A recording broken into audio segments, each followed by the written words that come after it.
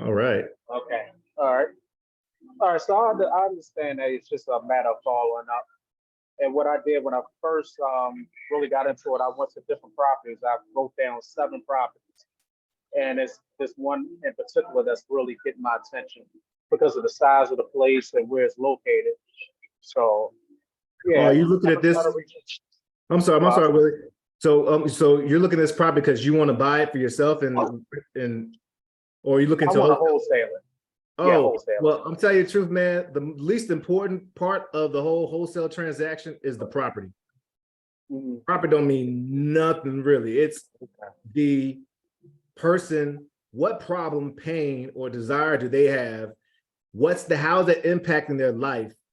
And what does that mean to them? And then after that, you're like, okay, well, that's all the situation. It sounds like you really are having a hard time with this tenant. It's causing a burden on your life. It's not going as expected, and it would mean that you could have relief or no pressure or have more money to go into a better project if someone took it off your hands. And so if that's the case, what if we bought this at this price? Or what if here's some options for you right here? So it's really about talking to people and being able to I mean, I can send you over my free sales script, my sales system that has basically, it's a script, but it's not designed to be, talk at. It's designed to like really just use the Sandler system of sales. It like helps people guide them, really about being a good person through listening and helping them figure out, is there pain? If down there's pain, okay, let's feel the impact of that pain. Let me tease that pain, just like a doctor's office, or you go there, they're gonna ask you tons of questions, take your temperature, all the different stuff to help prepare you for the diagnosis and hopefully the prescription that you may have. So I never start off, hey, I'm trying to buy properties I can pay cash, I take it as is, no commission, because one, I just threw away all my stuff that I can use as leverage, and two, it may not mean nothing to them. I'm trying to use these big ears and listen to them. So I hear you have like 7 and you jot down one that's, but that person he may not care, she may not care about it. Like it's all about the person on the other line. What is their pain? How can we help them through that? Sorry, Okay, sorry.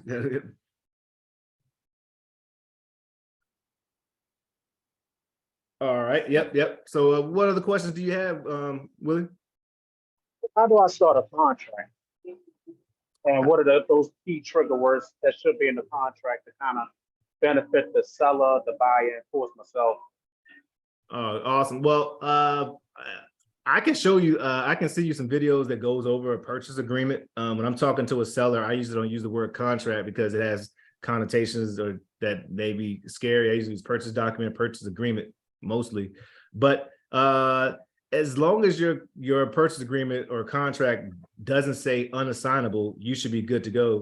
And there's, of course, there's a couple of things you want to put in there, like you want to make sure you have a inspection period that gives you the right and the time to get all your buyers and your contractors and everybody in there with you to see the property. You want to make sure you have a opportunity that says you can market the property. So that, again, I'm not a lawyer or anything like that. So I definitely recommend you, if you want to take it to a real estate attorney, like at a title company, and either ask them for one or tell them, look at yours. But I can definitely share you the template that I have, and you can, it's the one I've been using. I've done over like 75, transactions. And so it hasn't given me issues and stuff, but yeah, you'll need to make sure you have some key stuff in there. I would definitely recommend I wouldn't try to have the whole thing figured out yet. You know what I'm saying? I would have like a light pole and just, okay, what are the next 2 steps that I need to do? Next step, I need to find some properties. You already found some, but I would find you 200, get you a list of 200 to 300 properties, get their phone numbers and start calling. And then once you get people on the phone and you actually got somebody ready to sell, oh, okay, cool. Let me call Courtney, or let me check this YouTube, or let me figure this out. And now here's the next step. Oh, now I need a contract. Okay, let me go get a contract. Because you're damn sure gonna get one if there's on the line, but like you may put up obstacles or have like either creative avoidance by trying to figure everything out at once. Create problems to solve for yourself too by going and getting these leads. Get you at least 200 ugly houses and start calling the property owner. Okay, I understand. Yeah, and with the contract, do I present that to the seller or the buyer? Do I present that to them and then go out to the investor, or how does that work with the contract? Like Oh, once I I understand what you're talk saying. to the property. Right. Yeah. So you are not an agent, which means you don't have fiduciary responsibilities. Of course, you want to still act in integrity, but that's your contract. So the seller and buyer won't necessarily talk to each other. Possibly at closing, they might see each other, but they probably won't see each other at all. I don't think I've ever had them see each other, but your job is to do what, we're going to service the buyers because they are more focused on the investing side and worried about, the tenants or the flip or whatever they're doing with the asset. Your job is to do the dirty work of cultivating relationships and getting it at a discounted price. And so it's your contract.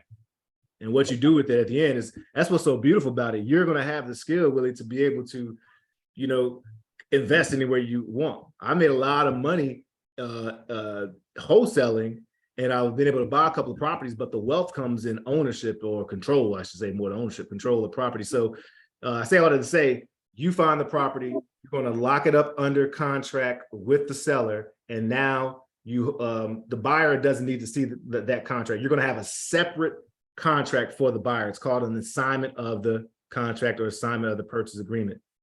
And it will have, so let's say you get a property under contract for $200,000 because it's worth 310 and you got, it's all sweet. So you have it under contract for 200,000. You may put it out there for 225,000 and you have a buyer who wants to pick it up for 225,000. You would send that assignment contract with all the stipulations there stating, hey, you're buying this property, you're buying this contract, not the property, because you're selling the contract. You're buying this contract for 225,000, which includes the original purchase price. You'll send that to the title company. The title company will do all the rest of making sure you get paid that difference, which is 25,000 at closing. That makes sense? So there's I'm gonna try to explain it out. Like this particular person, the seller, he may sell a property. His property may be market value 60,000.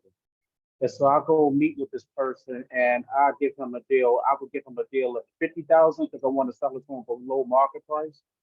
Well, you need to get a little lower than that, actually, man, because market value, realistic, you got to think that your end buyer wants it for less than market value so they can sell it. Like right there, 60K, they're probably, it depends on how much work needs to be done, but they're probably looking at that as a rental. So they may want it for like 40, 45, 30, depending on the condition, 45, 30. We're just throwing out numbers. So you probably want it for 35, 30. And even though he said he wanted 60K market value, remember, we're human beings.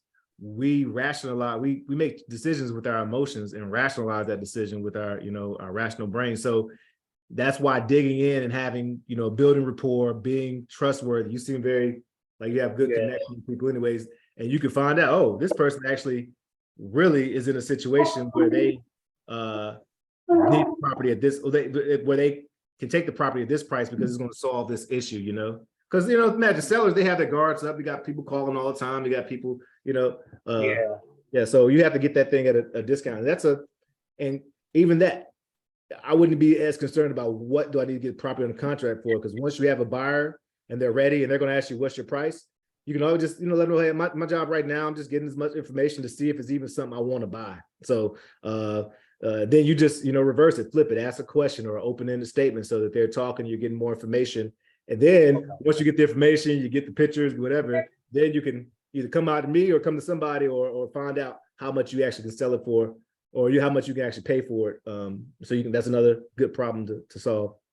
Okay, I definitely will. Once I get going with this property, I definitely reach out to you. Oh, absolutely. And brother, and don't name the puppy. You know what I'm saying? Okay. Like, when you go to put you out there. store, you like name a puppy, don't name. So just look at these, of course, treat everybody with warmth and respect. But as far as this one property, can I get that? Yeah, don't have deal breath. Just get a bunch of properties, bro. You're gonna need a bunch of properties to get the steam going and engine going and big momentum going. Okay, I understand. Yeah. What other questions do you have or anything? Well, these 4 questions I pretty much wrote down. You answered all of them Okay. just in talking. I think I'm good with just the setup and wholesale and how to get that buyer, and then how to look for how to look for buyers, and then how to find a seller. Because I wrote down a few websites where I could reach out to that buyer. You know, I'm gonna give them a try later on today. Man, well, if my humble brother is that I would get, like, again, you could reverse wholesale, which is awesome, and I'm not going to discourage you from doing that.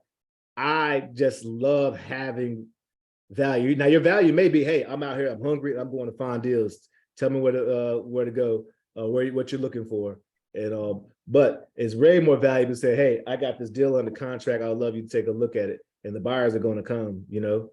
Okay. That's my humble opinion. Okay. All right. So I have to have 2 different contracts, one for the buyer and then one for the seller.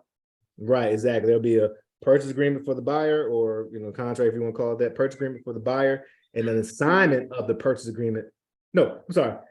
Purchase agreement for the seller and an assignment of contract or assignment of purchase agreement for the buyer if you're doing a traditional assignment of contract. Okay, I'm sorry. What was the one for the buyer again? I'm writing it down. Oh, the buyer's an assignment of contract. And if you go to doreideals.com, I have templates, and again, they're not legally, I mean, they've been vetted, but I would definitely, I'm just saying, disclaimer, I'm not a lawyer. I'm gonna keep saying that. Okay, all right. Well, I think that's it, Courtney. I think that's it. All right, sounds good. Yep. If I have any questions, just I'll definitely reach out to you. And if you can send me those templates, I'll definitely check them out. All right, shoot me an email and I'll send those over to you. And you can get I'll send you a link where you can get, so I think it's doreideals.com/learn to wholesale, but I can send that to you since we've been chatting and all. Okay. All right, my brother. And I'll send you this recording since you wanted it recorded. So that you can have it. All right. Okay. Do you mind?